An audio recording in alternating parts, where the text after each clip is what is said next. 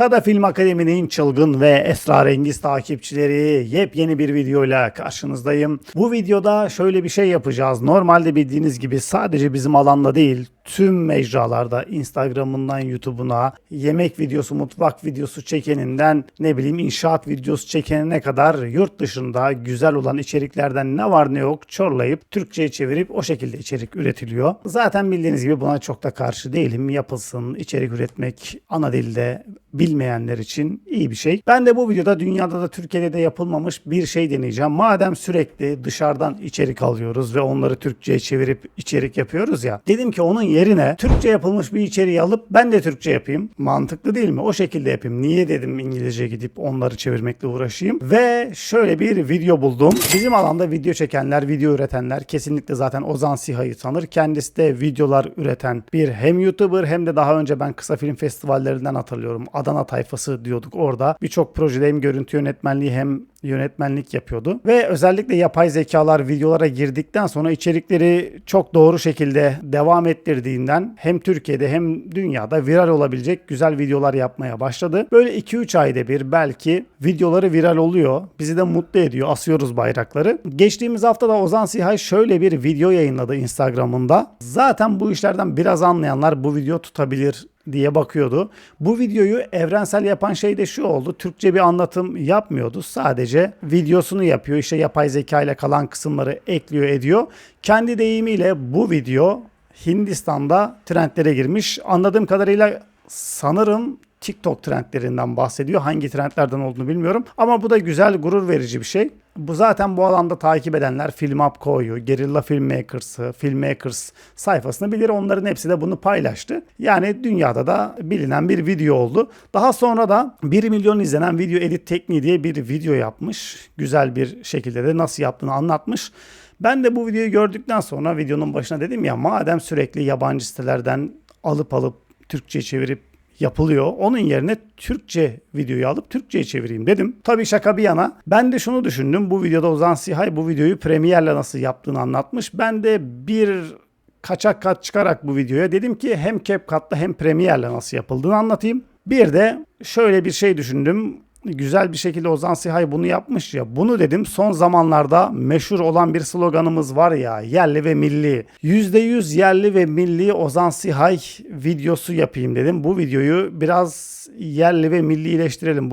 Burada Kütahya'daki Zeus çeşmesine benzeyen bir çeşme var. Oraya işte ne yapalım diyorlar diye bir ara.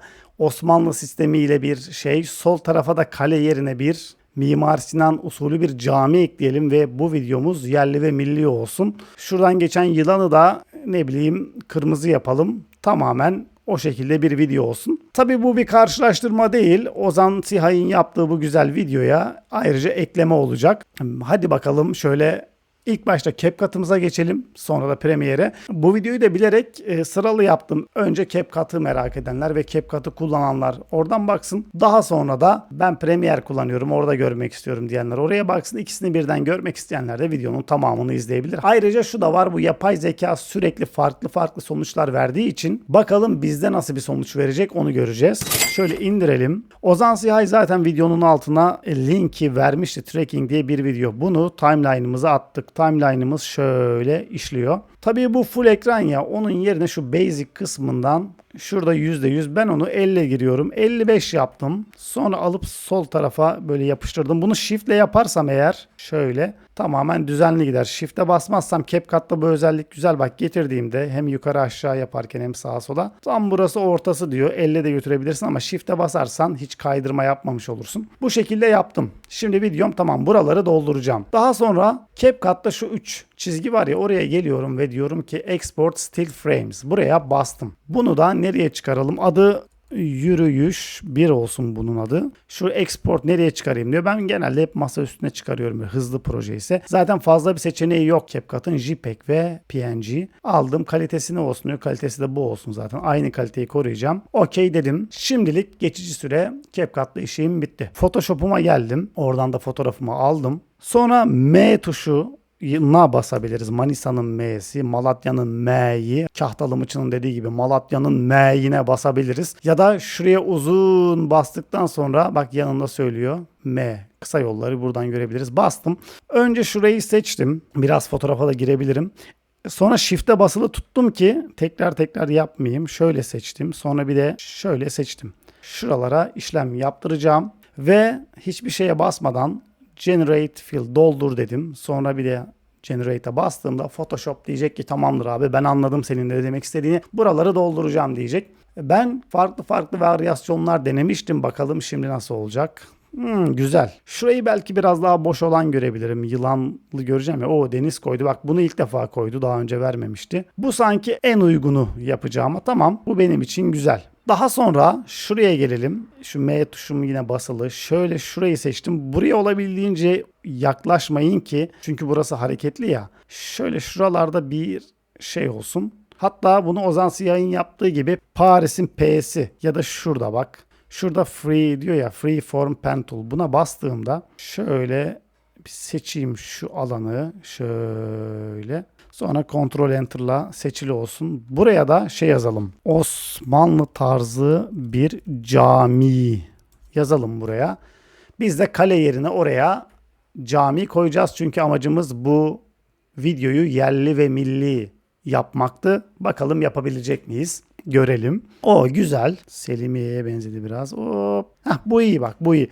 Bu arada bunu görüp diyebilirsin. Ya abicim bu trekking yapılan yerde şu caminin işi ne? Ben bir süre eğitim nedeniyle Safranbolu'da yaşadım. Orada bu tarz bölge çoktu. Böyle yeni mahalleler kurulduğunda da hemen oraya böyle bir cami yapılırdı. O yüzden hani böyle bir doğal alanın içinde bu tarz cami görmemiz özellikle İstanbul'da bu yeni havalimanından sonra o taraflarda çok var. O yüzden bunu görüp de ya bu çok sürreal, bu çocuğun kafası çok sürreal çalışıyor demeyin. Biz tamamen gerçek hayattan realistik bir şekilde besleniyoruz. Sonra yine Pırasa'nın, Paris'in, Paflagonya'nın P'sine basıp şu bölge var ya hop, şu bölgeyi şöyle seçelim.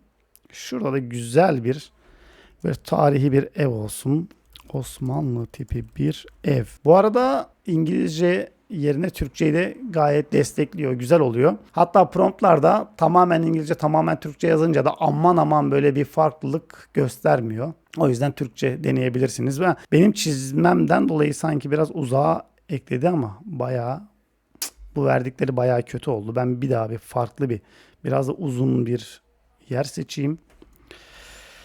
Yine aynı promptu yazayım. Osmanlı tipi Türk evi diyelim bakalım. Konağı evi. Bakalım nasıl olacak. Ters kalp oldu bu da. Yani yapay zeka burada çok farklı seçenekler sunuyor ama ben her zaman bunu söylüyorum tanıdıklarıma da. Photoshop'un şu an verdiği seçenekler çok güzel olmuyor. Ciddiyim. Şu biraz güzel oldu. Tam böyle Safranbolu konaklarına da benzedi. Bu kalsın.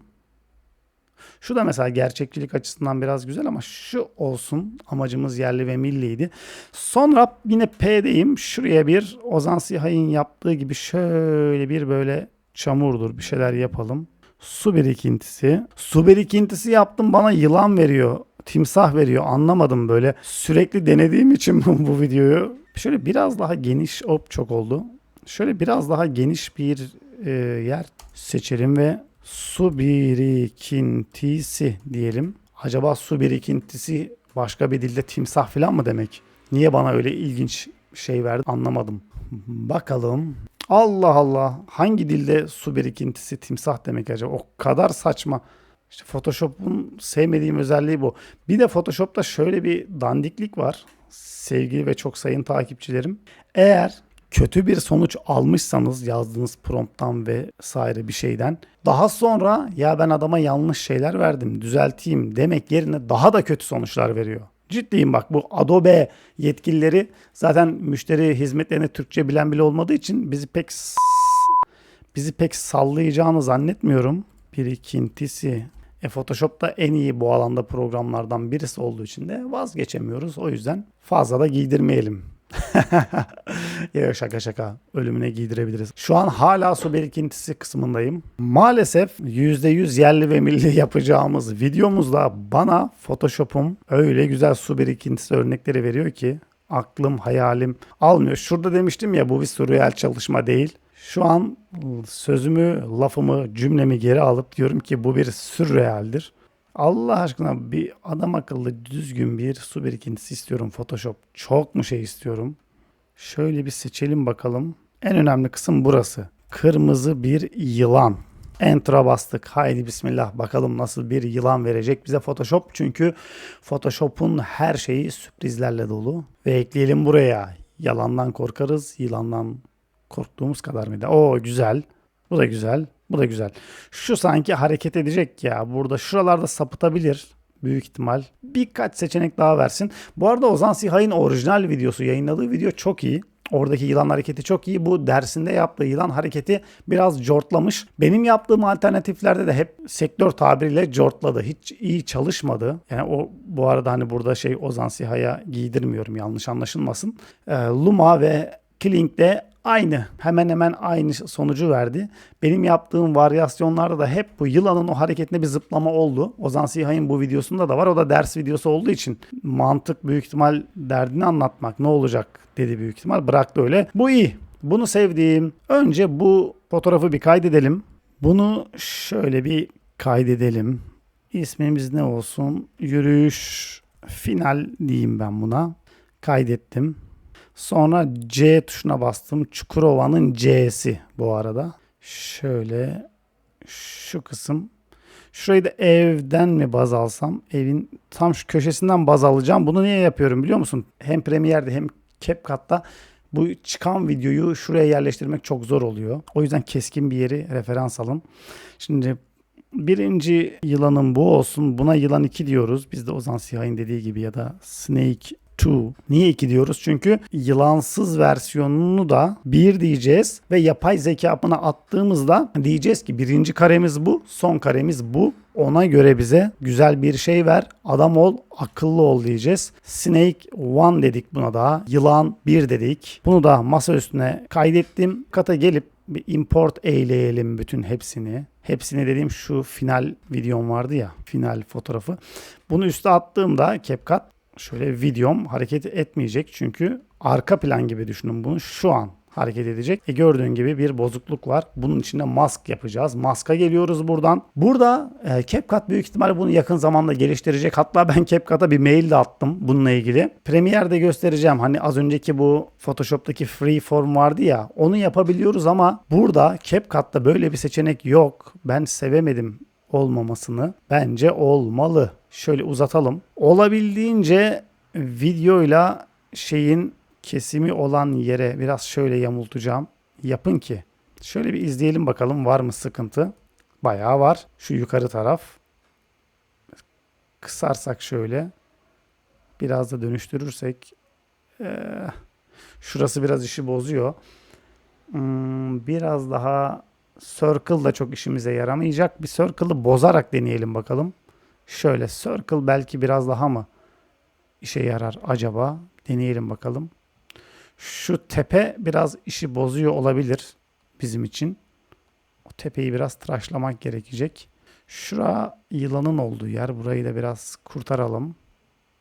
Açıkçası CapCut'ın bu mask kısmı birazcık zorlayıcı. Şuradan da feather kısmını biraz arttırırsak şöyle, çok oldu. Yok, bunu da sevmedim. Bir tekrar şu rectangle'a basalım. Şöyle bakalım. Şu tepenin orası birazcık işi bozuyor açıkçası. Uzatayım şöyle. Biraz da küçülteyim. Şöyle bakalım ne kadar çalışıyor. İyi, şu an videom çalışıyor. Sektör deyimi. Bu arada yaptığınız bir şey böyle olduysa, tamam oldu falan yerine sektörde genelde çalışıyor diyorlar. Neden bunu diyorlar? Böyle yabancı bir zamanında kurgucu geldi de okay it's working falan mı dedi? Neyin fantazisi ben anlamadım. Çalışıyor, bana çok garip gelmişti. Şimdi ben bunu deyince size de garip gelirse ya da yarın bir gün sektörde duyarsanız, çalışıyor derken abi ne yani, bilgisayar mı diye şaşırmayın. Ben şaşırmıştım. Hani çalışan ne demiştim. Videonun kendisi çalışıyormuş. Şu an okey. Yürüme kısmım tamam. Şuralar zaten sabit. Bana sorarsanız ilerleyen aşamada, bu aşamada şöyle bir şey de yapılabilir. Çılgınlık. Mesela yılana hareket vereceğiz ya, şu bulutlara da hareket verebiliriz. Daha güzel bir video olur. Şimdilik ellemiyorum. Sonra Ozan Sihay'ın verdiklerinden ilk Luma'yı kullanacağım. Birçok kere şöyle denediğim için bak görüyorsunuz önceki denemelerim. Ozan Sihay ne diyor ki a snake moving virgül a steady camera shot. Böyle bir prompt yazmış. Snake birimizi koyalım. End frame'e sonuncu kareye de bu. Buradan buraya gelecek diyelim. Sonra da besmelemizi çekip basalım. Bakalım ne kadar sürede ne verecek. Bu Luma versiyonu. Ben Luma'da deneyeceğim. Luma'yı daha çok sevdim. Bu arada Luma'nın şu daha önceki yaptıklarım. Luma'nın diğer versiyonlarında bak şu biraz kötüydü. Şunu sevmiştim ama yoktan gelmesi biraz garipti ama iyiydi. Şurada da Luma yazıyor ya onu biraz masklayabiliriz. O yönden Luma versiyonu iyi. Ben ücretsiz versiyonunu kullanıyorum. Bu ilk yaptığımdı. Şöyleydi. Kısmen iyi kısmen kötü. Bu bayağı kötü oldu. Bu yanlış bir dakika önce yaratıldı diyor. Bakalım ne kadar güzel bir sonuç verecek. Dreaming diyor. Hayal ediyoruz diyor senin için. Sevgili Luma bana bir sonuç verdi. Şöyle indir diyelim. İyi mi kötü mü birazdan tartışacağız bunu. Şöyle capcutumuza alalım Luma'mızı. İsmi de genelde promptla birlikte uzun şekilde veriyor. Ben şimdilik bozmadım. Normalde huyumu bilenler bilir böyle bırakmam videoyu. Şöyle vermiş yılanımı. Yani yaparken de dedim ya şu çimlerden dolayı bir bozulma olacak ama görmezden geliyorum. Derdimiz şu an olayı öğrenmek. Burada da şimdi videonun tamamını doldurdu. Onun yerine şu basic'ten biraz scale'ini küçülteceğiz. Dedim ya tam şurayı oturtturmak için evi bilerek baz aldım ki çok zor oluyor çünkü öbür türlü tutturmak. Opacity'yi falan da azıcık şöyle kısarız. Burada blend'den yapıyoruz bunu. Premiere'de biraz daha farklı bilenler biliyor. Şöyle tam yılanımızın olduğu kare. Biraz opacity'yi açayım böyle. Tam şu evden dolayı algılamaya çalışıyorum. Şöyle sanki biraz büyük ekranda deneyelim bakalım. Bura sizin de büyük ihtimal biraz vaktinizi alacak. O yüzden çok bu kısmı biraz hızlı geçeceğim. Siz bitmiş halini göreceksiniz. Şu an videomun sonuna doğru şöyle yılanım çıkacak. Bak şuralarda zaten bir olmama var. Çok az. Orayı da maskla yine şöyle güzel bir şekilde seçeceğim. Biraz şöyle alayım. Biraz da şuradan alayım. Hem de bu arada biz paralı versiyon kullanmadığımız için Luma yazısı da gitmiş oldu. Bir de bunu yukarı taşıyıp alta basılı şekilde aynısını alıp videonun başına alıp şurada hani yılan yok ya şu başını sağ tıklayıp hemen hemen aynısı zaten Premiere'de de aynı. Edit'ten freeze yapacağım. Yani dondur diyorum bu kareyi. Bu karem şu yılanın geldiği yere kadar aynı olsun. Şöyle getirelim. Şu hatta baştakini silelim. Şöyle bir baştan izleyelim. Bakalım sektör deyimiyle çalışıyor mu? Çalışırsa son kısma geleceğiz. Güzel zıplama falan da olmadı. Çok güzel oldu. Çok da güzel oldu. Çok da iyi oldu. Şimdi burada CapCut olduğu için bunu yapıyorum. CapCut'ın Final Cut'tan cukkaladığı, çaldığı, çorladığı bunlar tabirler normalde pek kullandığım değil ama YouTube ve Instagram dilinde hep duyduğum için ben de kullanayım dedim. Neyim eksik? Create Compound. Hani Premiere'de Nest diye bildiğimiz var ya. Hepsini aslında grupluyor gibi düşünebiliriz. Bunu yaptık. Şimdi bu tamam. %100 yerli ve milli Ozan Sihay 1 milyon izlenen videosunun artık %98'indeyiz. Sonra şuradan Filters'dan CapCut'ta bir renk verelim. Renklerde de mesela Ozan Sihay'ın biraz tarzını apokaliptik derler ya mahşer günü gibi. Biraz o tarz seviyor. Hadi biz de ondan videoyu aldık. Bari ona benzer bir şey yapalım. Şu Oppenheimer diye sunduğu renk var bize. O videonun dokusuna kısmen uydu ama çok fazla. Şuradan intensity'yi biraz kısalım. O kadar da korkunçlu video olmasın. Şöyle izleyelim bakalım. Yılanım geldi. Tamam. Ayrıca CapCut'ın sevdiğimiz özelliği bildiğimiz gibi şurada müzikler var. Müzikleri de şöyle Apokalips yazalım bakalım neler geliyor. Korkunçlu müzikler var mı böyle gibi. Şu iyi. Kurguyla arası çok çok iyi olanlar, iş yapanlar bilir. Müzik bulmak dünyanın en uzun işlerinden biridir. Hele ki sen kurguyu o müziğe göre yaptıktan sonra müşterimizden müzik değişebilir mi? Kurguyu sevdik, yorumu geldikten sonra. Bu müzikle dinleteceğim. İnşallah telif yemem bilmiyorum. Bir bakalım. Yersek de o kısmı artık müziksiz yayınlarız. Yapacak bir şey yok. İzliyoruz.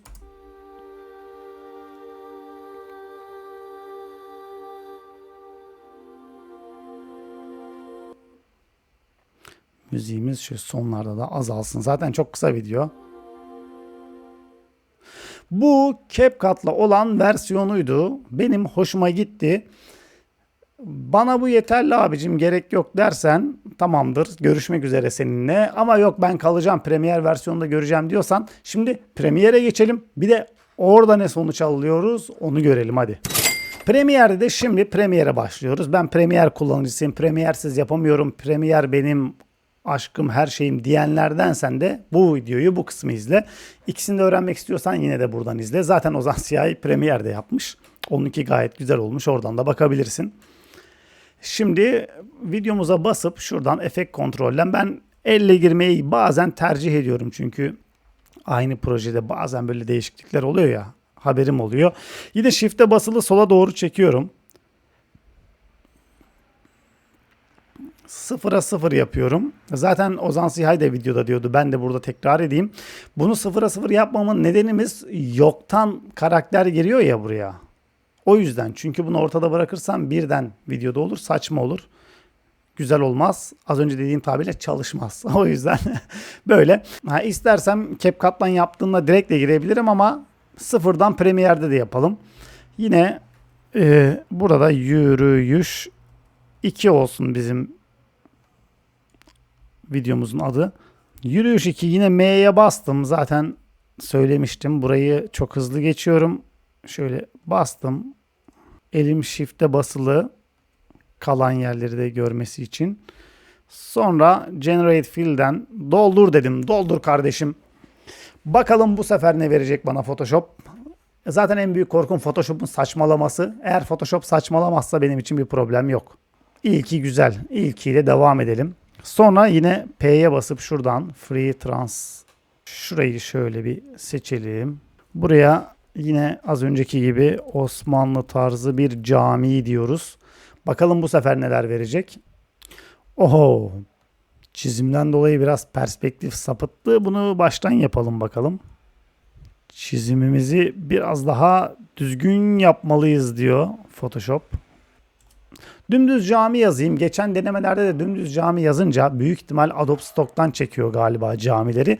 Bu Rusya'daki Kazan Camii var ya, mavi kubbeli, mavi minareli. Onu genelde bana örnek veriyor. Burada da büyük ihtimal aynısını verebilir. Bakalım. Bu sefer vermedi. Şu aslında iyi. Şurada bir feather var ama.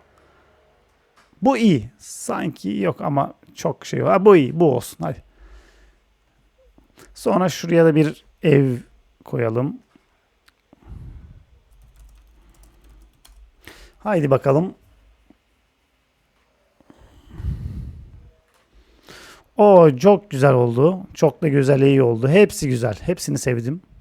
Şu da güzel aslında. Bu da güzel. Bu. Bu olsun. Sonra şurada bir su birikintimiz olsun bu sefer. Photoshop bittikten sonra Premiere'e geçeceğim. Orada CapCut mı, Premiere mi? Hangisi daha güzel oldu? Bu videoyu izledikten sonra sizler de kendiniz yorumlayın. Bu arada gördün değil mi? Su birikintisi ne kadar güzel. İşte böyle. Ya bu Photoshop beni bazen delirtiyor. Valla anlamıyorum. Acaba ben bilmeden yanlış bir şeyler mi yapıyorum? Olabilir yani, sonuçta insanız. İlla su birikintisi ve yansıma yazacağım. Sadece su birikintisi yazdığımda yemiyor. Şöyle bir su birikintisi ve böyle bir yılan verdi bana. Yani bu yılanların çimlerin arkasında olması, bu yapay zeka programlarını attığımızda onları biraz bozacak.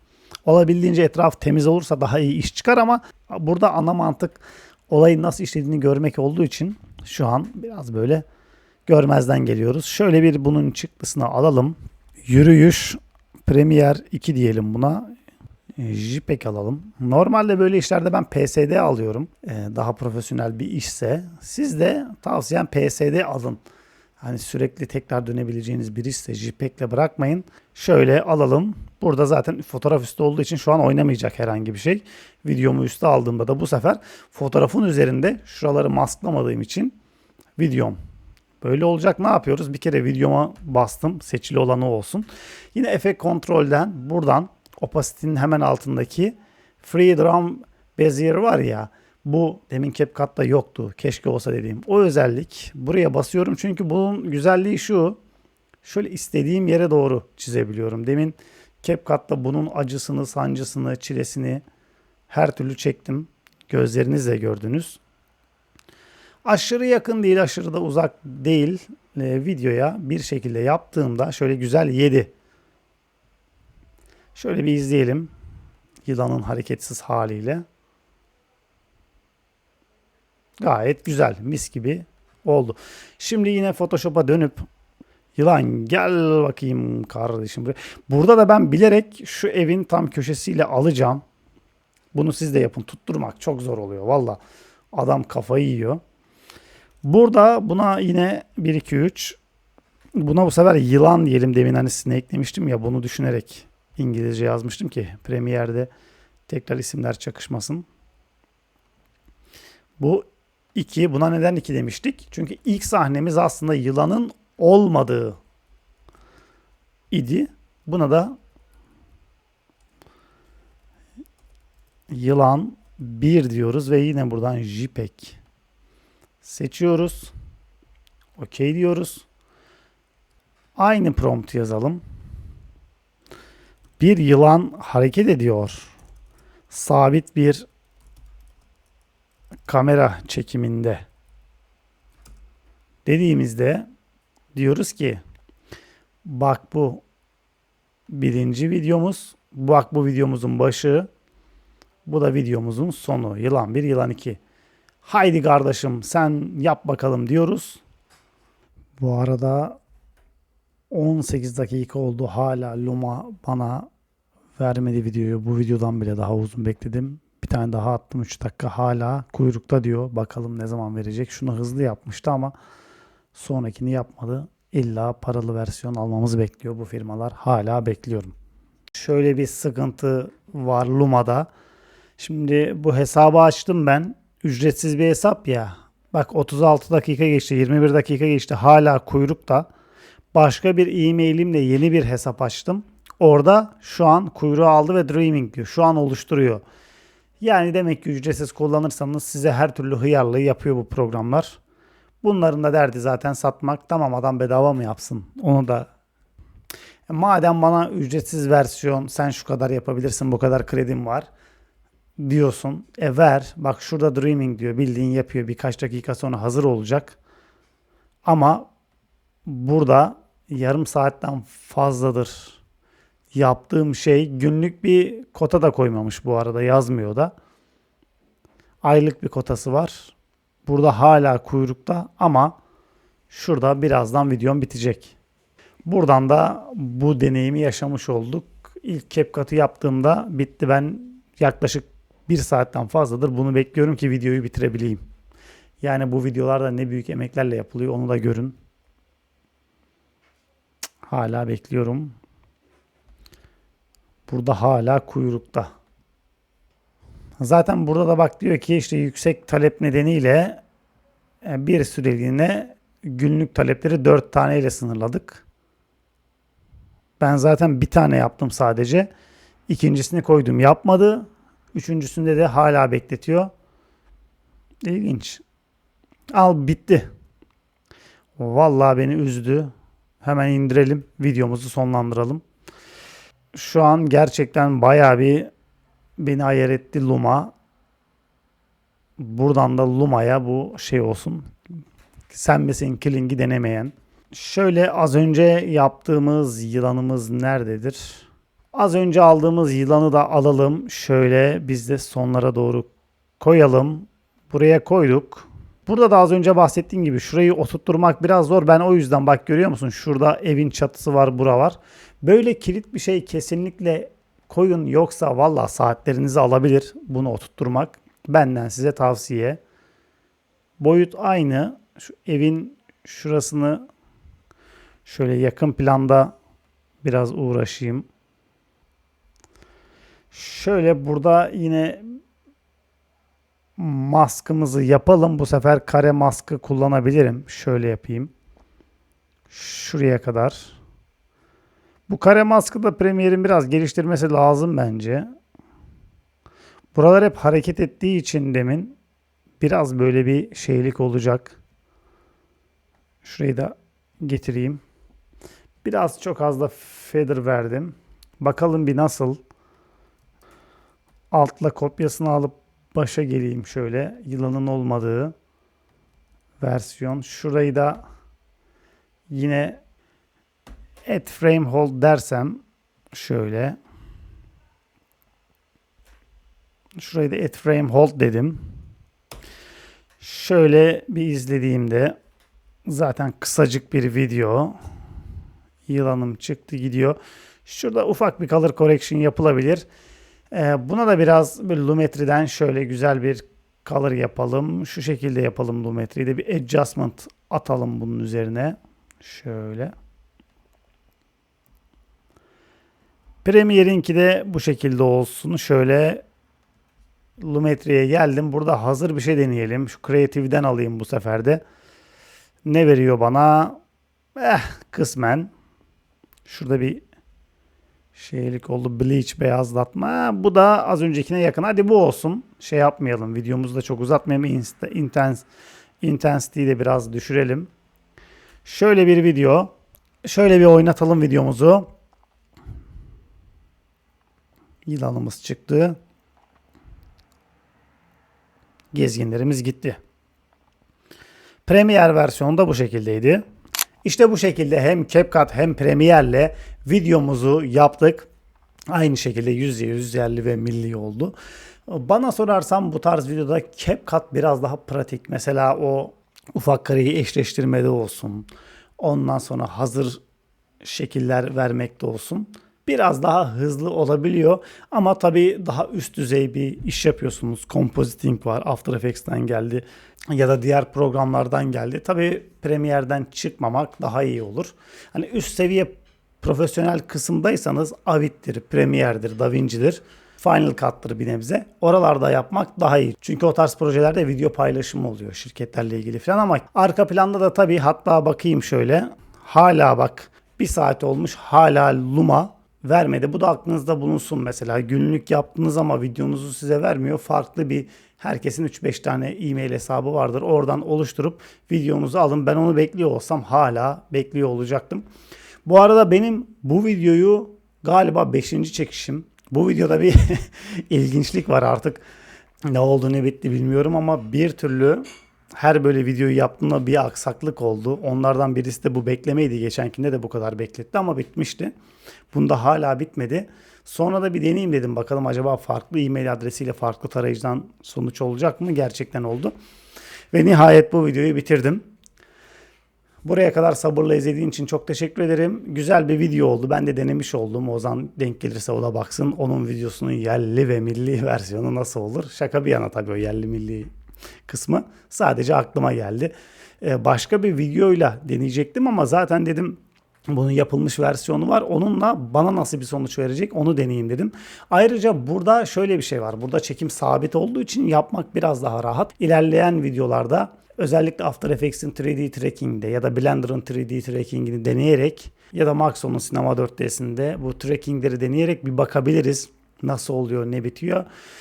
Biraz daha orada işler ufaktan bir çetrefilli oluyor ama aman aman zor işler değil. Burada siz de kendiniz için böyle bir şey yapacaksınız. Dağ bayıra gittiniz. Kamerayı sabit tutup çekin. Şimdilik sizi fazla zorlamasın. Bu plana göre çekin. O şekilde böyle bir video. Ben de kendi deneyimimi aktarmış oldum. Bir de CapCut'ta görmüş olduk Premiere dışında. Gayet güzel bir video oldu. Güzel bir sonuç oldu. Böyle bir şey denediği için Ozan'a da teşekkür ediyoruz. Ona vesile oldu. Bir sonraki videoda görüşmek üzere. Takipte kalabilirsin. Böyle çılgın ve ileri seviye derslerimiz YouTube'da olacak. Ayrıca Instagram ve TikTok'tan da Shorts videolarımız biraz daha bunlara göre pratik bilgilerin olduğu videolarda orada olacak. Sonraki videoda görüşmek üzere. Kendine çok çok iyi bak.